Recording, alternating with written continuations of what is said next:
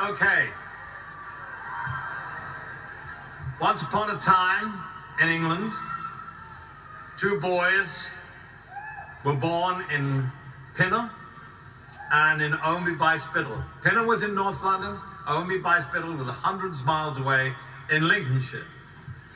Little did they know, as they were growing up, what would happen to them, what was in store for them. They could never have dreamed in a million, billion years what was in store for their life, their friendship, an incredible adventure. It all started when I answered an advertisement in the New Musical Express in England for songwriters and lyricists and singers wanted by Liberty Records, who were forming an independent label in England.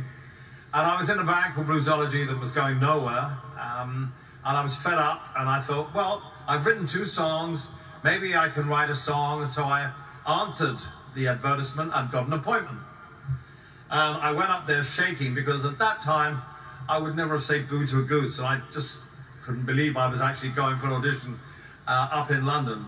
And I went into the office, and Ray Williams was sitting behind the desk and said, "What do you do?" And I said, "Well, I can sing, and I can write, but I can't write lyrics. I'm terrible at lyrics."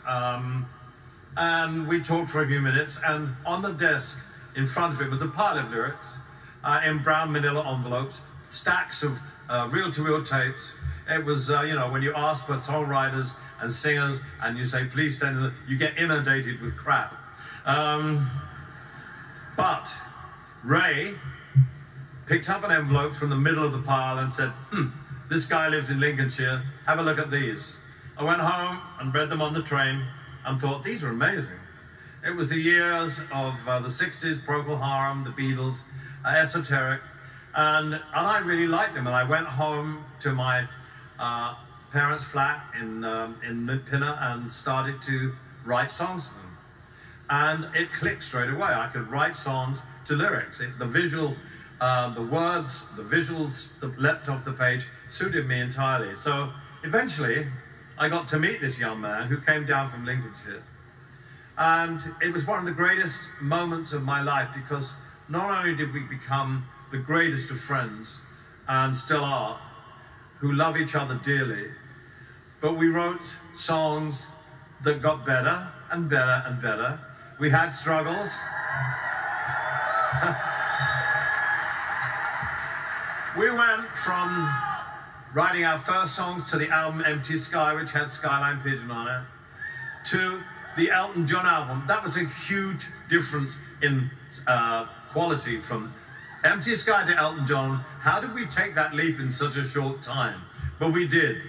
And we clicked. We used to go to the cinema together. We used to go and see shows. We used to go to live concerts. It was he was the friend I never had. I never had a best friend at school, really. So he became my best friend and my lyricist. And people have always said to me, well, you know, you're quite verbose. Why do you need to write lyrics? Why can't you write lyrics? I think that's one of the greatest insults to people who can write lyrics.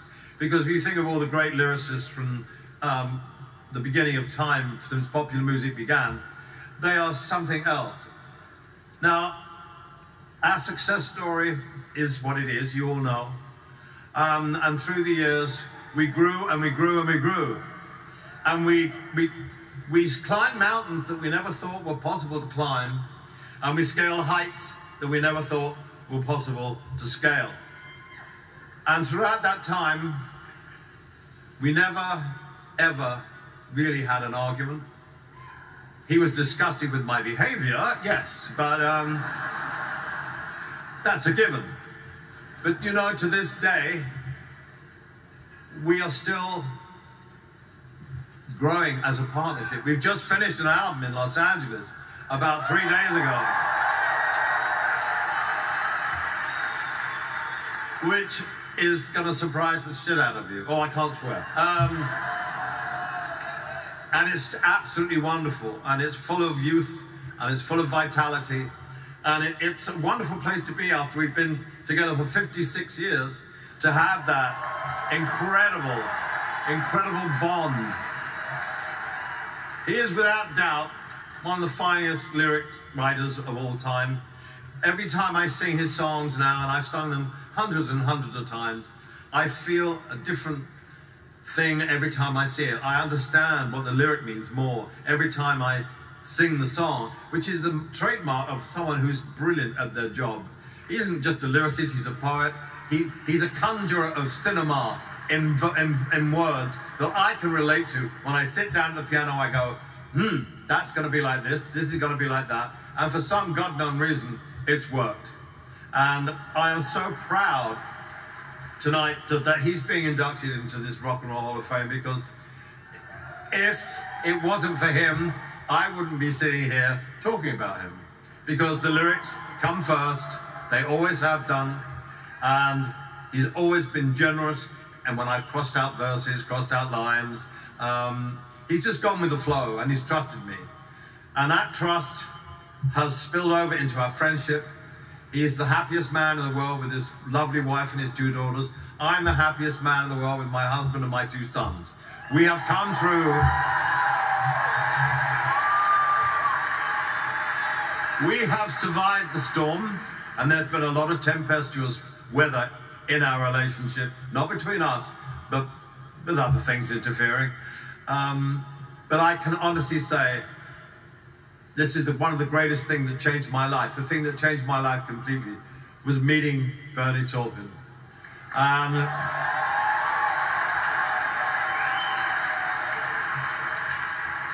Hopefully there will be many more songs to come. God knows how many we've written. But I honestly believe that he's one of the greatest songwriters of all time, and it's been a privilege for me to actually write with him. So I would like to show, is there a film now coming on? Yeah, I don't know what's going on. Is there a film? I think if anything was destined, it was for him and I to be together. Some higher power said, let's put these 2 together and irritate the world. Holy Moses, I've been removed. I had someone to write my words for me, and without him, the journey would not have been possible. I kind of feel cheating standing up here accepting it, because without Bernie, there wouldn't have been any Elton John at all. I would like him to come up, and I would like to give this to him.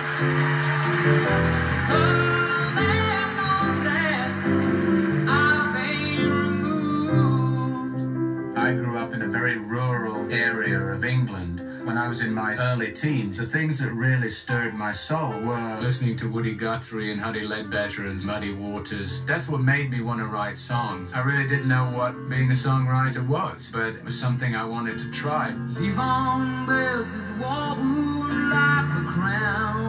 One day, I just happened to be thumbing through my New Musical Express and came upon this ad. It was a record company out sort of advertising for new talent and songwriters. So I went up there and said, I need a lyric writer. And Bernie had written in, and we sort of teamed up like that. It's a little bit funny. We started writing material that was sort of conducive to us at that time. I mean, we knew each other very vaguely, and we were just trying to establish each other as a unit. When I wrote your song, I was 17 years old, so it really came from a truthful standpoint. There's a virginal quality that really comes across. How wonderful life is while you're in the world. Elton was living in London, and I was sending envelopes of lyrics down to him. I just didn't know what kind of song was going to appear. Blue jean baby, and I lay down. Seamstress for the band. I thought it only fair that I should introduce Bernie Taupin, who never really faces his...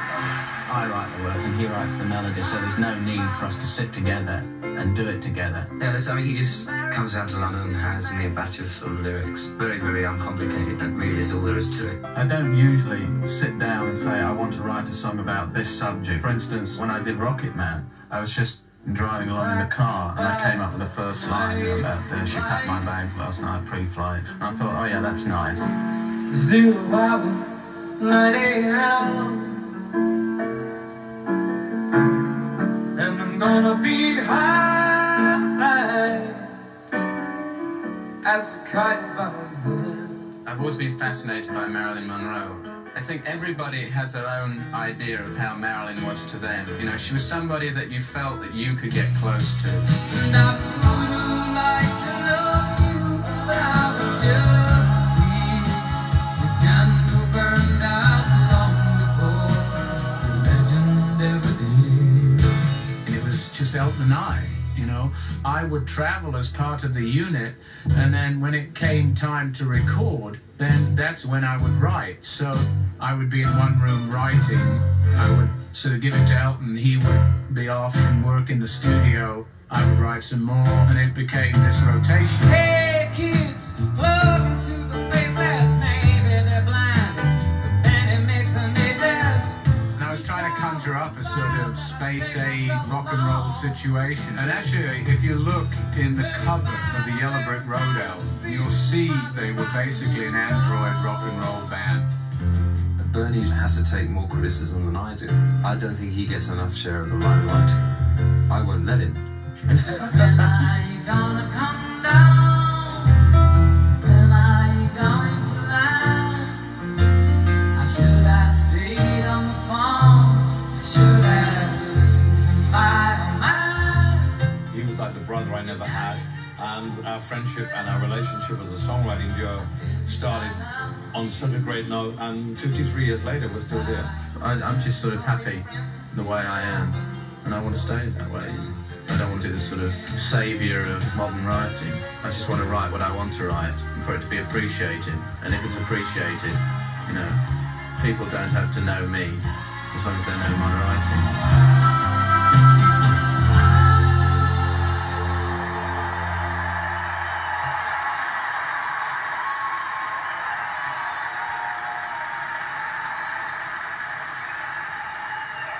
So it gives me great pleasure right now to induct my cohort lyricist, best friend, buddy, Bernie Taupin into the Rock and Roll Hall of Fame.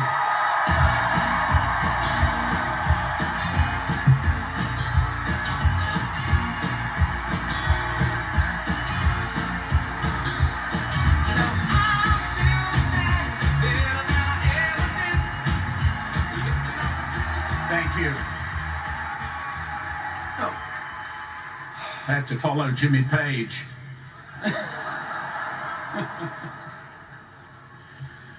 Okay, it's no secret that I've always been a little conflicted about what my profession really is. I'm called a songwriter, but in reality, I'm just the writer bit. So I guess that makes me a lyricist, and which in my estimation always sounded way too professional. Ira Gershwin, you know, Johnny Mercer, Oscar Hammerstein, those were lyricists. Originally as a kid, all I wanted to do was write stories. But when I was about 10 or 11, I heard Marty Robbins' classic Western ballad, El Paso, and everything changed. That was kind of my road to Damascus moment, because it was raw, real, and a million miles from comic book cowboys. It was cinematic, vivid, and visual. And at that moment, I realized you could conjure up stories and that they could be turned into songs. That is, if you could find someone who could conspire with your imagination and ignite your dreams. In 1967, I became the luckiest man alive and got the other best wife a man could ever hope for. We're kind of metaphorically still married and are as stimulated and excited about what we still do as we were when we shared bunk beds in a cramped room of a tiny apartment in the suburbs of London 56 years ago. Thank you. So, I've been allowed all these years to tell stories and to be a cinematographer.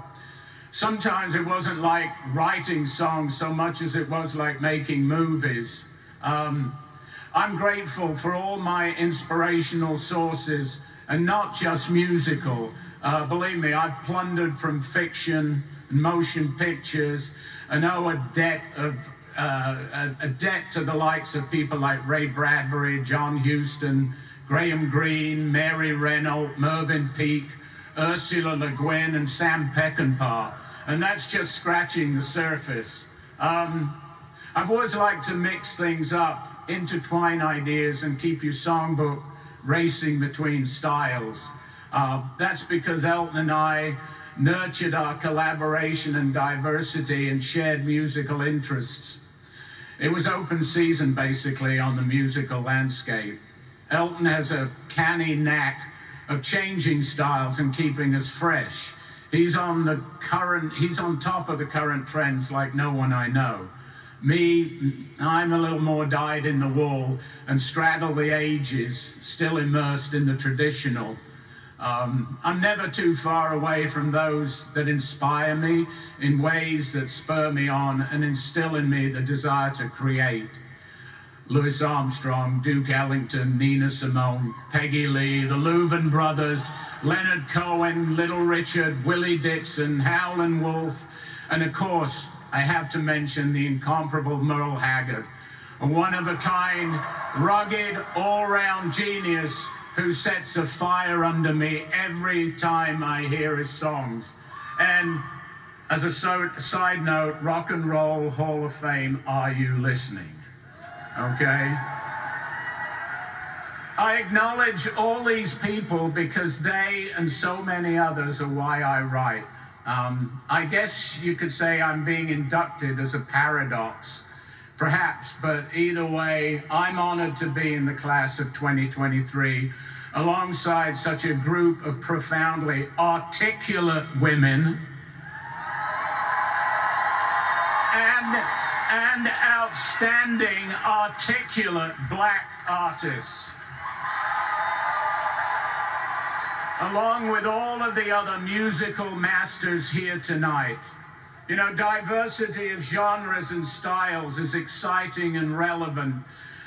Of when it exactly was that the term pop became a dirty word, I don't know. Because every artist in this musical institution and every artist inducted on this stage tonight is pop.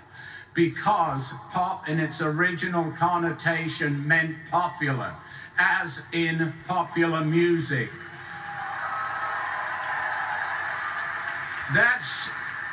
That's what they all were and still are. That's a blessed thing. It means there's no walls, no inherent snobbery, and it stands for unity without barriers. It means we're all in this together. Thank you.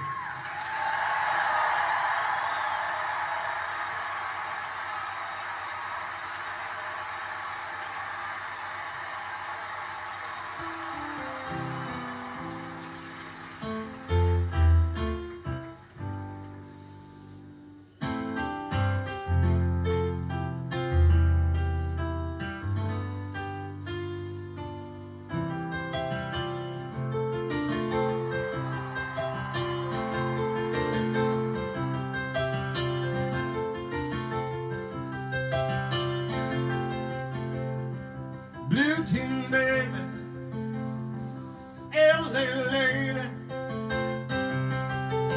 seamstress for the band,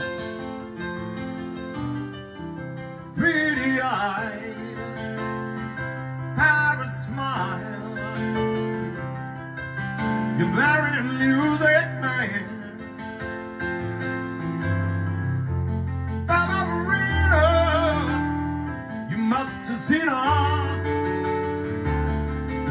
Dancing in the sand. Now feeling me, away with me, turning dancer in my head.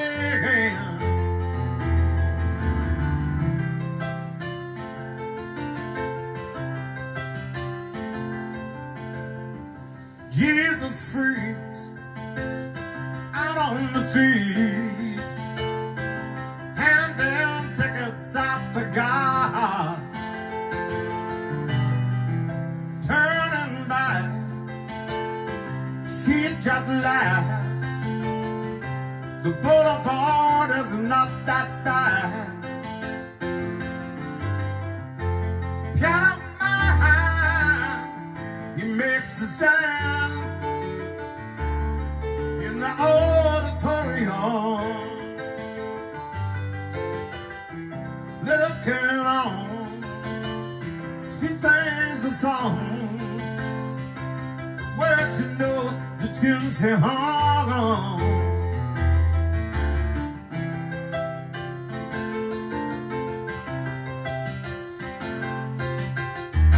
I know how it really feels, lying here with no one there, only you.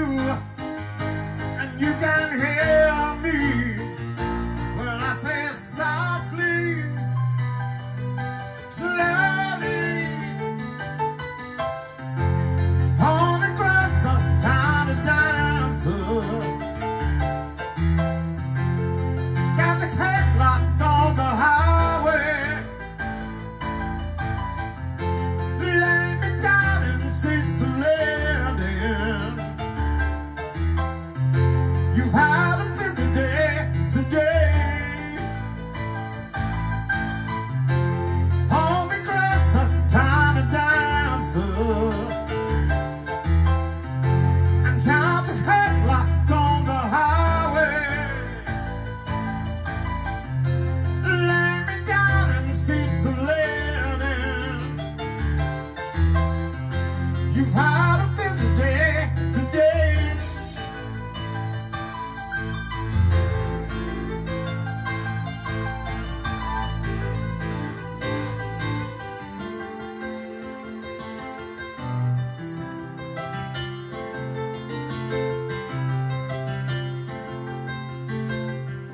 Blue jean baby, LA later, seamstress for the band, pretty eyed, pirate smile. You marry a music man, but I'm reader. You must have seen her dancing in the sand. Now she's in me, always with me, tiny dance in my hand.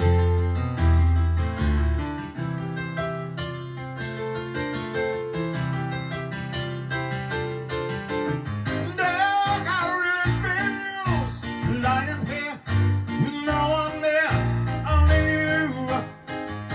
And you can hear me when I say it softly, slowly. All the clocks are tired of dancing. And count the headlights on the highway. Lay me down in the seats of linen. You've had a busy day today. All the clocks are tired of dancing. And count the headlights on the highway. Lay me down in seats of linen. You had a busy day today.